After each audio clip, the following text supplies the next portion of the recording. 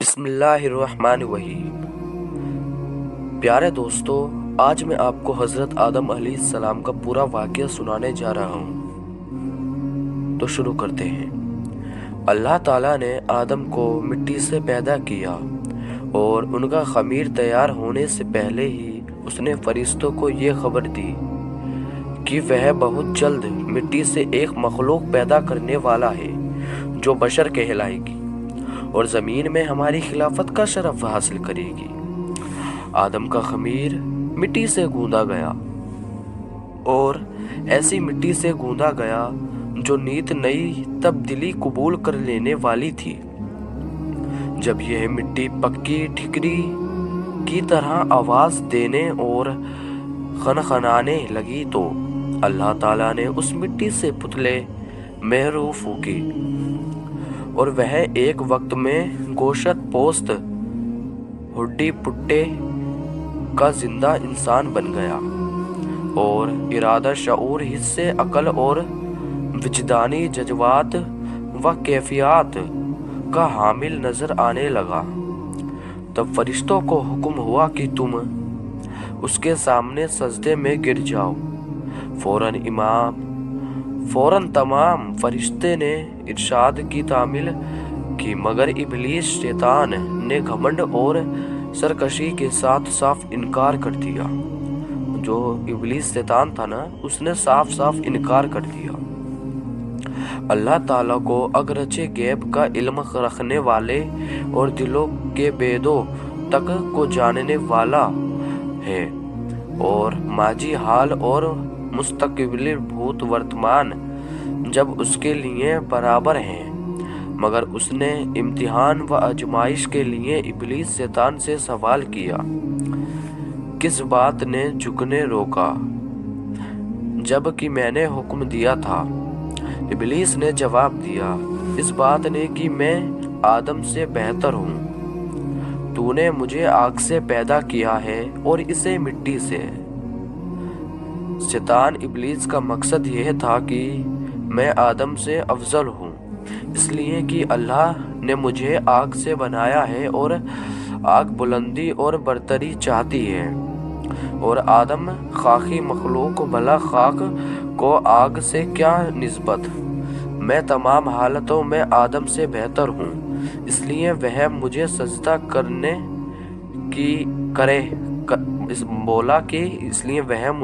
مجھے سجدہ کرے، نہ کہ میں اس کے سامنے سجدہ کروں۔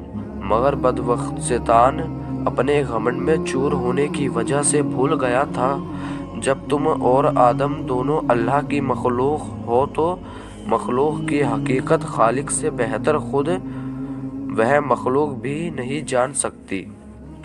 وہ اپنے گھمنڈ اور غرور میں یہ نہ سمجھا کہ مرتبہ کی بلندی اور پستی یہ مادے کی بنیاد پر نہیں ہے جس سے کسی مخلوق کا خمیر تیار کیا گیا ہے، بلکہ اس کی ان صفتوں پر ہے جو کائنات کے پیدا کرنے والے نے اس کو اندر رکھ دیے ہیں۔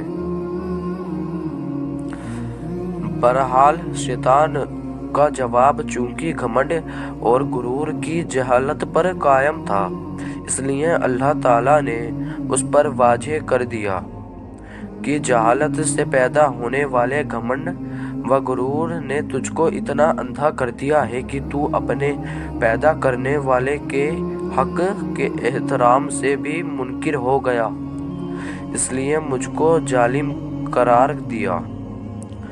پس تو اب اس سرکشی کی وجہ سے ابدی ہلاکت کا حقدار ہے اور یہی تیرے عمل کا قدرتی بدلہ ہے۔ ابلیس نے جب دیکھا کہ کائنات کے پیدا کرنے والے حکم کے خلاف کرنے، تکبر اور اللہ پر ظلم کے الزام نے ہمیشہ کے لیے مجھ کو اللہ رب العالمین کی آغوش رحمت سے مردود اور جنت سے محروم کر دیا، تو توبہ اور ندامت کی جگہ اللہ سے یہ درخواست کی کہ قیامت آنے تک مجھ کو مہلت دے اور اس لمبی مدت کے لیے زندگی کی رسی لمبی کر دے۔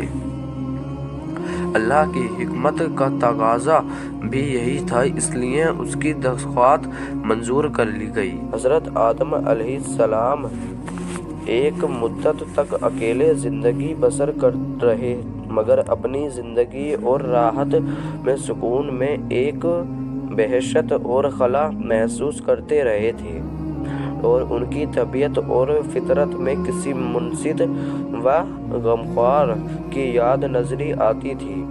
چنانچہ اللہ تعالیٰ نے حضرت حوا کو پیدا کیا اور حضرت آدم اپنا ہمدم اور ساتھی پا کر بہت خوش ہوئے اور دل میں اطمینان محسوس کیا۔ حضرت آدم و حوا کو اجازت تھی کہ وہ جنت میں رہیں سہیں اور اس کی ہر چیز سے فائدہ اٹھائیں، مگر ایک پیڑ کو نشان زد کر کے بتا دیا کہ اس کو نہ کھائیں، مطلب اس کا کوئی پھل نہ کھائیں بلکہ اس کے پاس تک نہ جائیں۔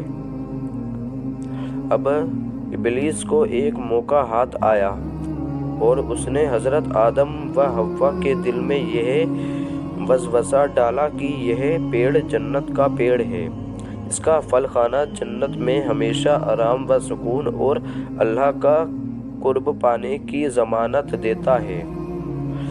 قسمیں کھا کر ان کو بتایا کہ میں تمہارا خیرخواہ ہوں، دشمن نہیں ہوں۔ یہ سن کر حضرت آدم کے انسانی اور بشری خواص میں سب سے پہلے نسیہ بھول چوک نے ظہور کیا اور یہ بھلا بیٹھے کہ اللہ کا یہ حکم ضروری تھا، نہ کہ رب کی اور سے کوئی مشورہ۔ آخرکار جنت کے ہمیشہ قیام اور اللہ کے قرب کے عزم میں لغزش پیدا کر دی اور انہوں نے اس پیڑ کا پھل کھا لیا۔ اس کا کھانا تھا کہ بشری لاجوامی انسانی ضرورتیں ابھرنے لگیں۔ دیکھا تو ننگے اور لباس سے محروم جلد آدم حوا دونوں پتوں سے سطر ڈھانکنے لگے، گویا انسانی تمدن کی شروعات تھی کہ اس کے ڈھانکنے کے لیے سب سے پہلے پتوں کا استعمال کیا۔ ادھر یہ ہو رہا تھا کہ اللہ تعالیٰ کا غضب اترا اور آدم سے پوچھ تاچھ ہوئی کہ منع کرنے کے باوجود یہ حکم کا ماننا کیوں؟ آدم آخر آدم تھے، اللہ کے دربار میں مقبول تھے، اس لیے شیطان کی طرح مناظرہ نہیں کیا اور اپنی غلطیوں کو تاویلوں کے پردے میں چھپانے کی بے مطلب کی کوشش سے باز رہے۔ ندامت و شرمساری کے ساتھ اقرار کیا کہ غلطی ضرور ہوئی ہے، لیکن اس کی وجہ سرکشی نہیں بلکہ انسان ہونے کے ناطے بھول چوک اس کی وجہ ہے۔ پھر بھی غلطی ہے، اس لیے توبہ و استغفار کرتے ہوئے معاف کر دیے جانے کی درخواست کرتا ہوں۔ اللہ تعالیٰ نے ان کے اس عذر کو قبول فرمایا اور معاف کر دیا، مگر وقت آ گیا تھا کہ حضرت آدم علیہ السلام کی زمین پر خلافت کا حق ادا کریں۔ اس لیے حکمت کے تقاضے کے طور پر ساتھ ہی یہ فیصلہ سنایا کہ تم کو اور تمہاری اولاد کو ایک طے وقت تک زمین پر قیام کرنا ہوگا اور تمہارا دشمن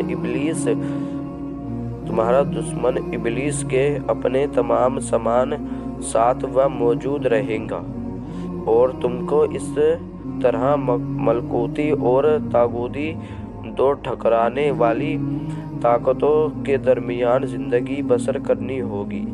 اس کے باوجود اگر تم اور تمہاری اولاد مخلص اور سچے بندے اور سچے نائب صاحب ہوئے تو تمہارا اصل وطن جنت ہمیشہ کی طرح تمہاری ملکیت میں دے دیا جائے گی۔